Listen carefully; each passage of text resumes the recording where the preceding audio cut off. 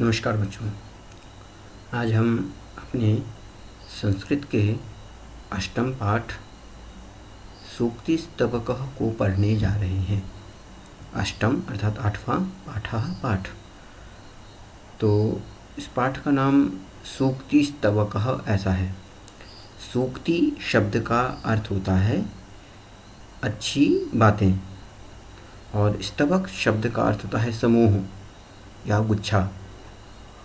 तो इस पाठ में अच्छी बातों के कुछ उदाहरण हमारे सामने में रखे गए हैं, इसलिए इस पाठ का नाम सूक्तिस्तवकः ऐसा रखा गया है। इस पाठ के अंतर्गत हम कुछ श्लोकों को पढ़ेंगे। श्लोक जिनको कि हम अच्छे से गा भी सकते हैं, तो आप उन श्लोकों को ध्यान से सुने। मैं एक एक करके श्लोकों का उच्चारण भी करूँगा, उनके शब्दों के अर्थ भी समझाऊँगा और फिर हम पूरे श्लोक का अर्थ भी समझेंगे।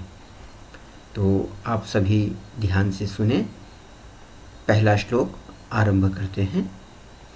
उद्यमेन हि सिद्ध्यन्ति कार्याणि न मनोरथैः न हि सुप्तस्य सिंहस्य प्रविशन्ति मुखे मृगाः। श्लोक का उच्चारण एक बार फिर कर रहा हूँ।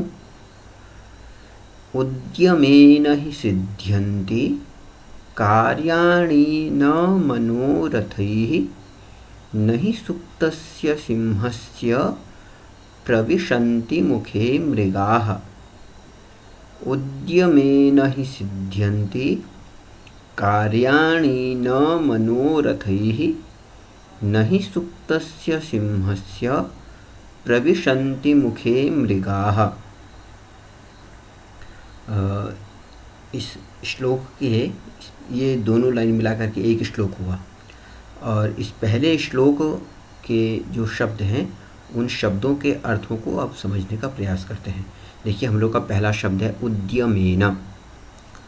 उद्यम शब्द का अर्थ होता है परिश्रम और यहाँ पे लिखा है उद्यमेन अर्थात परिश्रम से, मेहनत से। ही अर्थात निश्चय, निश्चित रूप से, अर्थात निश्चित रूप से परिश्रम से। सिद्ध्यन्ति, सिद्ध्यन्ति अर्थात पूरे होते हैं। हाँ, सिद्ध होना मतलब सफल होना, पूरा होना। क्या पूरे होते हैं? कार्याणि, सभी कार्य। कार्याणि शब्द बहुवचन है, अर्थात कोई एक कार्य नहीं, जितने भी कार्य होते हैं वे सफल होते हैं। किससे? उद्यमेन, मेहनत से, मेहनत के द्वारा। और किस चीज़ से कार्य सफल नहीं होते? तो कहा कि न मनोरथैः। मनोरथ शब्द का अर्थ होता है मन की इच्छाओं से। अगर व्यक्ति सिर्फ मन में इच्छा करे कि उसे कोई भी कार्य करना है, लेकिन उसके लिए वह मेहनत न करे, परिश्रम न करे, तो उसके कार्य सफल नहीं हो सकते हैं।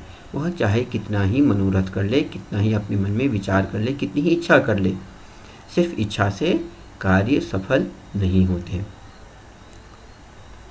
एक अगली लाइन में अब उदाहरण दिया जा रहा है कि न हि सुप्तस्य सिंहस्य। न मतलब नहीं, ही मतलब निश्चित रूप से, सुप्त, सुप्त शब्द का अर्थ होता है सोया हुआ, और सिंह अर्थात शेर। अर्थात अगर कोई शेर सो रहा हो और उसे लगी है भूख, तो शेर को क्या करना पड़ेगा कि उठना पड़ेगा, मेहनत करनी पड़ेगी, उसे शिकार करना पड़ेगा और तब जा कर के वह अपनी भूख शांत कर सकता है। लेकिन अगर वह सिर्फ मन में सोचे कि कोई जानवर आता और मेरे मुंह में घुस जाता, तो वह ऐसा सोच रहा है, तो ऐसा हो तो नहीं सकता है। उसके लिए उसको अपनी भूख शांत करने के लिए क्या करना है कि उसको मेहनत करनी है। तो नहीं सुप्तस्य सिंहस्य, जैसे सोए हुए शेर के प्रविशन्ति, प्रवेश नहीं करते हैं, क्या? मुखे मृगाः, मुखे अर्थात मुख में, मुँह में, मृगाः अर्थात जानवर, अर्थात जैसे सोए हुए शेर के मुख में स्वयं जानवर आकर के प्रवेश नहीं करते हैं, उसी प्रकार से हम सिर्फ अपनी मन की इच्छाओं से कार्य पूरा नहीं कर सकते। और यदि हमें कार्य पूरा करना है तो उसके लिए हमें मेहनत करनी चाहिए, परिश्रम करना चाहिए। मेहनत से ही सभी कार्य सफल हो सकते हैं। अब मैं एक बार पूरे श्लोक का अर्थ आपको बता देता हूँ कि अगर हमसे कोई इस श्लोक का अर्थ पूछे तो हम कैसे इस श्लोक का अर्थ बता सकते हैं। उद्यम से ही, मेहनत से ही निश्चित रूप से सभी कार्य पूरे होते हैं, सिर्फ मन की इच्छाओं से पूरे नहीं होते। जैसे सोए हुए शेर के मुंह में जानवर आकर के स्वयं प्रवेश नहीं करते हैं, इसी प्रकार से इंसान को अपनी इच्छाओं को पूरा करने के लिए मेहनत करना पड़ता है, मेहनत करनी भी चाहिए। तो ये हम लोगों के पहले श्लोक का अर्थ है। आशा है आप इस श्लोक को अवश्य समझ चुके हैं। अगला श्लोक मैं उच्चारण कर देता हूँ और फिर श्लोक का अर्थ आपको समझाऊंगा। पुस्तके पठितः पाठः जीवने नैव साधितः किं भवेत् तेन पाठेन जीवने यो न सार्थकः।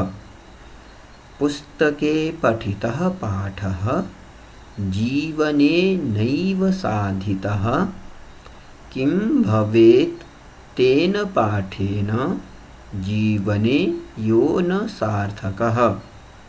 पुस्तके पठितः पाठः जीवने नैव साधितः किं भवेत् तेन पाठेन जीवने यो न सार्थकः।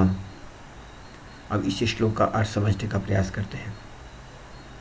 पुस्तके अर्थात पुस्तक में, किताब में, पठितः पाठः, पठितः अर्थात पढ़ा हुआ, पाठः पाठ अर्थात कोई भी पाठ, जीवने अपने जीवन में, नैव बिल्कुल भी नहीं, साधितः उतारा, अपनाया, स्वीकार किया। अर्थात हम पुस्तक में अनेक पाठों को पढ़ते हैं, उस पाठ से अनेक सारे ज्ञान हमको प्राप्त होते हैं, लेकिन सिर्फ इतने मात्र से हम लोगों का काम नहीं चलता। उसके लिए हमें और क्या करना चाहिए कि उसे अपने जीवन में उतारना भी चाहिए।